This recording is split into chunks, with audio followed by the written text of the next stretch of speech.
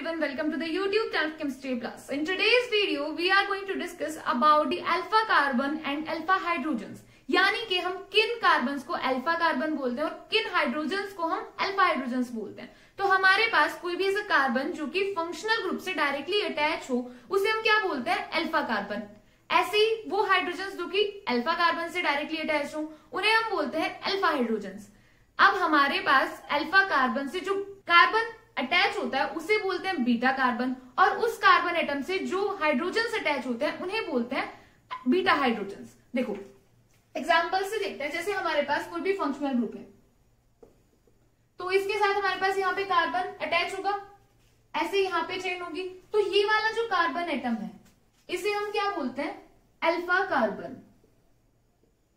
यानी कि जैसे कि लिखा हुआ है carbon which is attached directly to the functional group is called alpha carbon. यानी कि फंक्शनल ग्रुप से जो कार्बन डायरेक्टली अटैच होता है उसे बोलते हैं अल्फा कार्बन। नेक्स्ट लिखा हुआ है carbon which is directly attached to the alpha carbon is called beta carbon. यानी कि हमारे पास वो कार्बन एटम जो कि किसी भी अल्फा कार्बन से अटैच हो उसे क्या बोलते हैं हम, बीटा कार्बन। यानी ये वाला कार्बन हमारे पास बीटा कार्बन है। अब हमें अल्फा कार्बन और बीटा कार्बन का तो पता चल गया, लेकिन हमारे पास अल्फा हाइड्रोजन्स कौन सी होती है, बीटा हाइड्रोजन्स कौन सी होती है। तो इस वाले कार्बन एटम से जितनी भी हाइड्रोजन्स अटैच होंगी उन्हें हम क्या बोलते हैं, अल्फा हाइड्रोजन्स। अल्फा हाइड्रोजन यानी कि hydrogen atom which is directly attached to the alpha carbon is called alpha hydrogen. Similarly हमारे पास इस वाले कार्बन से भी हाइड्रोजन अटैच होंगी। ये वाला कार्बन क्योंकि हमारे पास बीटा कार्बन है तो हम लोग क्या बोलेंगे कि hydrogen atom which is directly attached to the beta carbon is called beta hydrogen. यानी कि ये वाली तीनों की तीनों हाइड्रोजन हमारे पास कैसी है, बीटा हाइड्रोजन।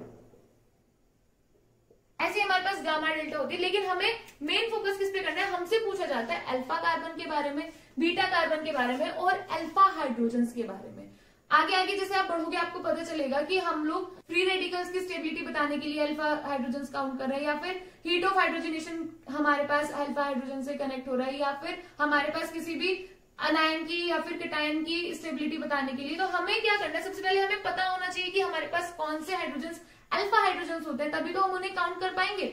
हमसे नॉर्मली यही पूछा जाता है कि कितने नंबर ऑफ अल्फा हाइड्रोजन्स हमारे पास इस गिवन कंपाउंड में प्रेजेंट है। देखो अभी कुछ और एग्जांपल्स के साथ समझते हैं। जैसे हमारे पास CH3, CH2, CH2, OH ये है, तो हम क्या बोलेंगे, ये क्या है हमारे पास यहाँ फंक्शनल ग्रुप, ठीक है। OH क्या है हमारे पास, फंक्शनल ग्रुप। तो OH के साथ डायरेक्टली ये वाला कार्बन अटैच है ये, तो इसे हम क्या बोलेंगे, अल्फा कार्बन। ये वाला कार्बन कौन सा हो गया, बीटा कार्बन।